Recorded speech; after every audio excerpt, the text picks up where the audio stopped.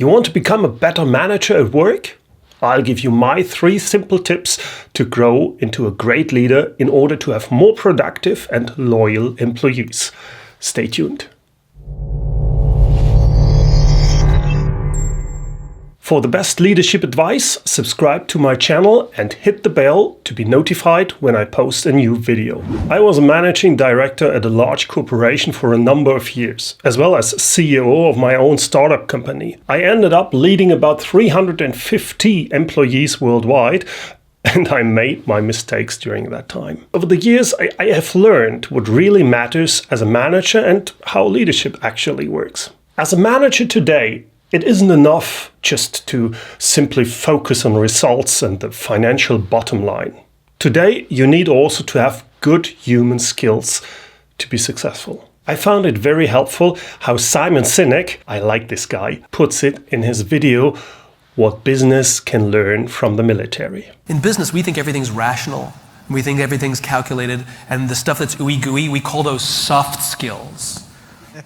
Right? They're human skills. There's nothing soft about them. There's hard skills and there's human skills. I believe he's on spot. Job satisfaction and job productivity of a manager, as well as of the employees, that's directly tied to the human skills of this manager. Several studies have shown that focusing on both human skills and hard facts, that yields better financial results for a company. So what can you do? How can you become a better manager at work? There are lots of tips out there, and a lot of them are helpful and important. For example, learn to delegate, don't be a micromanager, and create a positive work environment. Let me give you my 3 best tips to become a better manager. They are simple, but that doesn't mean that they are easy to implement.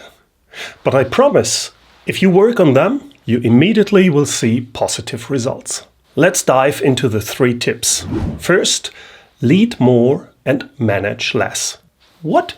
I know many CEOs who work around the clock and they still feel they don't really do their job. Many are trapped in the rat race of day-to-day operations. They work a lot on management tasks, but they don't take enough time for leadership. In my view, there are several reasons why managers think they don't have time for leadership. The biggest challenge can be summarized in 1 sentence. Leadership is important, but rarely urgent. Developing a business strategy, talking to an employee, discussing the vision statement, thinking about customer benefits or improving processes, all these are leadership tasks.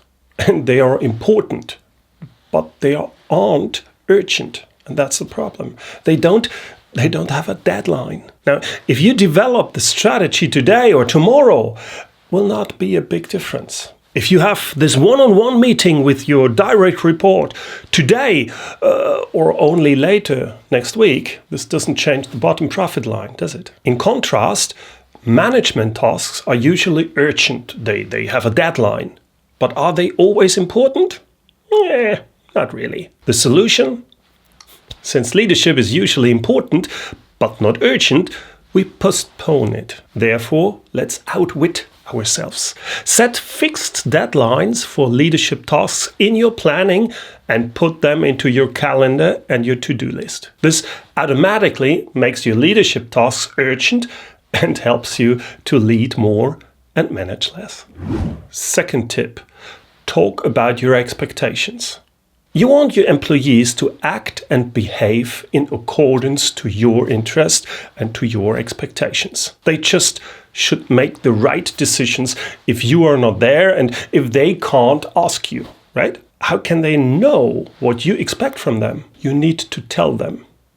But be honest. Are you talking about your expectations? What exactly are your expectations? I experienced that very few employees really know exactly what is expected of them. And the reason is usually their boss hasn't communicated it clearly. Do you think your employees know about your expectations? I doubt. I give you a small tip.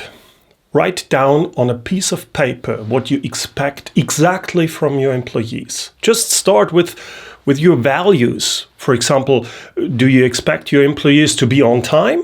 Write it down. Write down punctuality. You want loyal employees? Okay, write it down. You expect them to reach goals? Write it down. You want them to focus on customer satisfaction? Write it down. Now you may say, all of that is important, of course. I mean, that's self-evident, isn't it? But it's not that simple. You have to set priorities and you have to communicate them. It's not just enough to tell your employees what is important and how to behave. You need to tell them your priorities. Otherwise, how should they know what to put first? Therefore, set priorities for your expectations and values. Ask yourself, what is more important to you?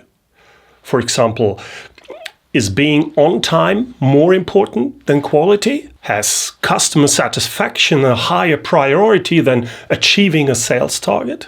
Now, perhaps you say, well, that depends. Oh, really? It depends. So make it clear. On what does it depend? When should your employee focus more on quality instead of being on time? If you don't tell it to your employees, how should they know? How should they act and behave in your best interest if they don't know your expectations? My third tip, listen actively. You want to understand, really understand, what your employee thinks. Therefore, you listen. You paraphrase and you reflect back what is said. It's important that you withhold any judgment and advice when you listen. You want to understand and you want to learn your employees' perception and about their standpoint. I know some managers have problems with listening. They think if they hear something they don't agree with, they must respond right away. But that's not true. Always remember, when listening actively, you want to understand. But to understand doesn't automatically mean that you agree. Have you noticed that most humans have 2 ears, but only 1 mouth? We are created like this to listen more and talk less. My bonus tip for you, focus on constructive feedback. It's so important if you want to be a good manager and a great leader. Therefore, click here for my video on how to give feedback to employees. Thanks for watching and I see you in the next video.